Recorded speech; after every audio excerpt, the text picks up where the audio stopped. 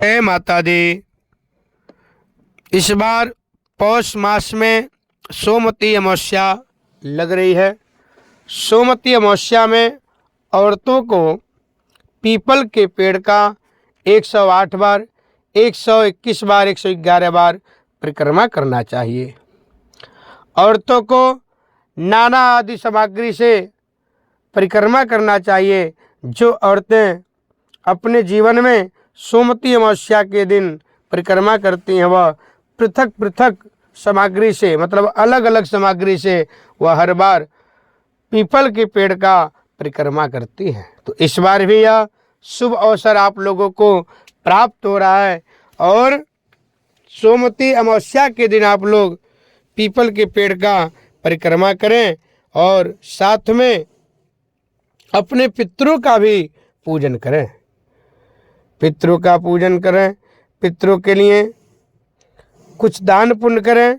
साथ में आप लोग सफला एकादशी के साथ साथ भगवान विष्णु का और भगवान श्री हरि नारायण का और अपने पितरों का स्मरण करना चाहिए और सोमवती अमावस्या का कथा भी श्रवण करना चाहिए, क्योंकि सोमवार के दिन जो अमावस्या पड़ता है उसको सोमवती अमावस्या कहा जाता है।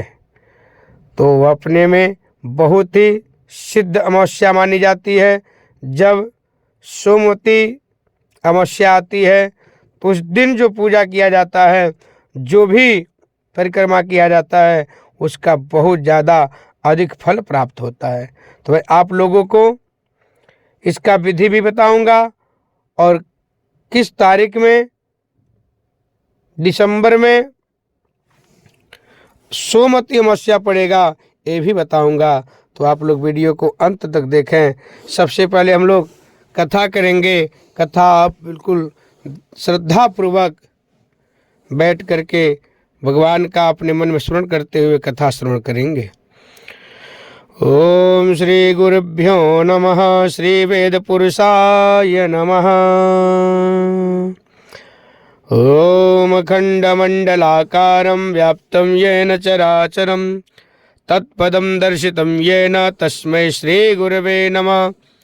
सोमवती व्रत कथा। सोमवती अमावस्या की पौराणिक एवं प्रचलित कथा आज मैं आप लोगों को सुना रहा हूँ। एक गरीब ब्राह्मण परिवार था। उस परिवार में पति पत्नी के अलावा एक पुत्री भी थी। वह पुत्री धीरे धीरे बड़ी होने लगी। उस पुत्री के समय और बढ़ती उम्र भी चलता गया। उम्र के साथ साथ सभी स्त्रियोचित गुणों का विकास हो रहा था। वह लड़की सुंदर, संस्कारवान और गुणवान थी, किंतु गरीब होने के कारण उसका विवाह नहीं हो पा रहा था। एक दिन उस ब्राह्मण के घर एक साधु महाराज पधारे और वो उस कन्या के सेवा भाव से काफी प्रसन्न हुए। कन्या को लंबी आयु का आशीर्वाद देते हुए साधु ने कहा कि इस कन्या के हथेली में विवाह योग रेखा नहीं है। तब ब्राह्मण दंपत्ति ने साधु से उपाय पूछा कि कन्या ऐसा क्या करे जिससे उसके हाथ में विवाह योग बन जाए, उसके भाग्य में विवाह योग बन जाए। साधु ने कुछ देर विचार किए।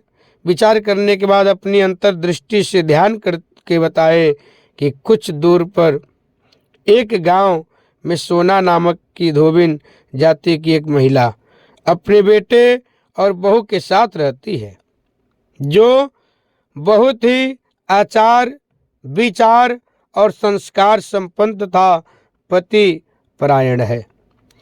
यदि यह कन्या उसकी सेवा करे और वह महिला इसकी शादी में अपने मांग का सिंदूर लगा दे तो उसके बाद इस कन्या का विवाह हो जाएगा।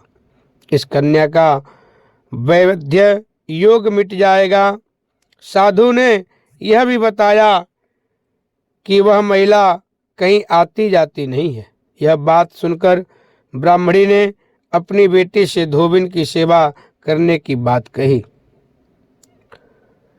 अगले दिन कन्या प्रातः काल ही उठकर सोना धोबिन के घर जाकर साफ सफाई और अन्य सारे कार्य करके अपने घर वापस आ जाती थी। ऐसे कई दिनों तक चला। एक दिन सोना धोबिन अपनी बहू से पूछती है कि तुम तो सुबह ही उठकर सारे काम कर लेती हो और पता भी नहीं चलता। बहू ने कहा, माँ जी, मैंने तो यह सोचा था कि आप ही सुबह उठकर सारे काम खुद ही खत्म कर लेती हैं। मैं तो देर से उठती हूँ। इस पर दोनों सास बहू निगरानी करने लगी कि कौन है जो सुबह ही घर का सारा काम करके चला जाता है।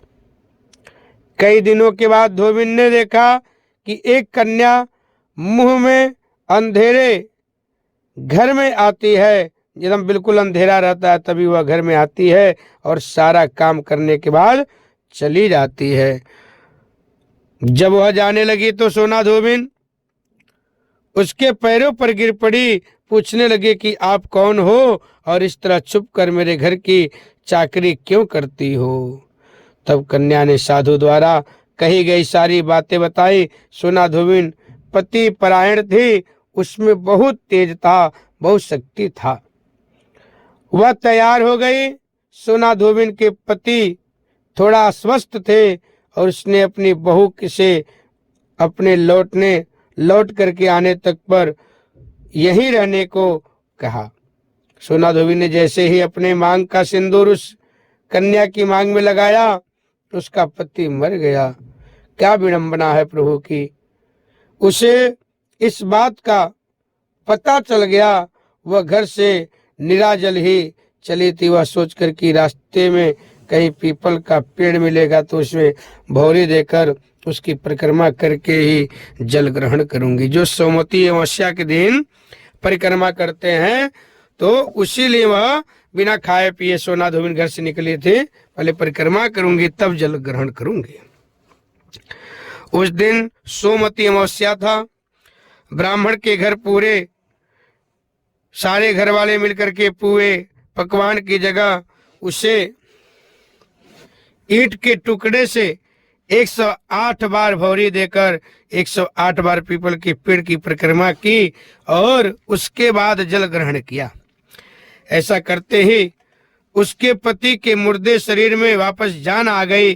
धोबिन का पति वापस जीवित हो उठा। इसलिए सोमवती अमावस्या के दिन से शुरू करके जो व्यक्ति हर अमावस्या के दिन भौरी देता है, जो स्त्रियां भौरी देती हैं, उसके सुख और सौभाग्य में वृद्धि होती है। पीपल के पेड़ में सभी देवों का वास होता है।